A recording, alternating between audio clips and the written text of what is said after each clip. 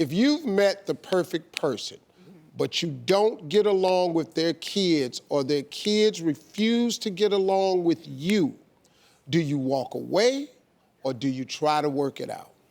I'm married, I have 4 children, Marjorie had 3 children, and we're a blended family. And in the beginning, Marjorie and I always felt we were perfect for one another. When we brought all the kids to Memphis to meet each other for the first time, we were doing a Christmas together before we got married, and we were gonna tell the kids that we've decided to get married. All 7 of the kids went bowling. They came back, and with the exception of my youngest son, Winton, my oldest son, her son, just the 3 boys, they all came back and said, we've met and decided that you all shouldn't get married. Wow. And because we don't think it's right for either one of you. And they had a series of reasons. And my twin daughters voiced hers, and her oldest daughter voiced hers, and her youngest daughter was sitting there. The 3 boys, they just said, we cool, whatever. And Marjorie goes, well, let's talk about it. And I said, talk about what? No, we've made a decision. Because the one thing I will not do is allow 7 people, and none of them are in a committed relationship of any kind, nor been in one. You gonna tell me how to behave? I'm a grown man. I've been struggling, I'm near 50. I done met this woman, I know what I'm talking about. You have no relationship experience. Y'all done come here talking about, we don't think this is right, we don't want y'all to get married. I'm not saying, so Marjorie asked me to leave the room so she could talk to the kids. Because I had already told them, I don't give a damn what you say. You made a commitment and you made those kids understand that this is now my house and you're gonna be my children and I'm gonna take care of you, and we're gonna start now by me saying, shut up.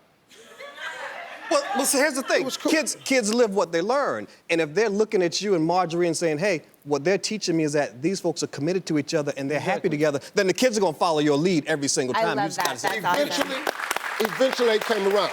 Now, Marjorie and I have created a space of love. If you want to come over here and get some of this love, then cool. Right. Don't come on my trips. You can't have too much love. Right. And I said those exact words during the course of this process. You can't have too much love. If you want it, you're welcome to it. If you don't want it, you're old enough to stay where you want to stay. Right. Yeah. I feel like there's a boundary. What you're talking about, at least what I'm hearing, is this is a boundary thing. My son, I was dating somebody that he liked, but he didn't like him for me. And when I would be upset or something would go on, I could just see his face. He would get frustrated. He didn't want to talk about it. And we made a decision. I don't talk to him about this. It was a serious relationship for me, and I loved this person very much, but I kind of knew it wasn't right too, but I wanted it to be good. But instead of pulling my son in, forcing him to do anything, we just had an agreement. We just don't talk about it. And it worked really well. But your son was right. My son knew that he wasn't right for me, but I also told him I need to explore this, and I get it. Steve's kids were wrong. So it's from just the male difference. That's kind of what I said. From the male perspective, your son came from to protect his mother. Right. Now, in this, now listen to me. My 3 sons haven't had a problem with this. Because daddy's happy. They saw daddy from a different perspective. They saw the darkness. And all of a sudden, he's smiling, playing music again. Right. Cool, man. We're good with that.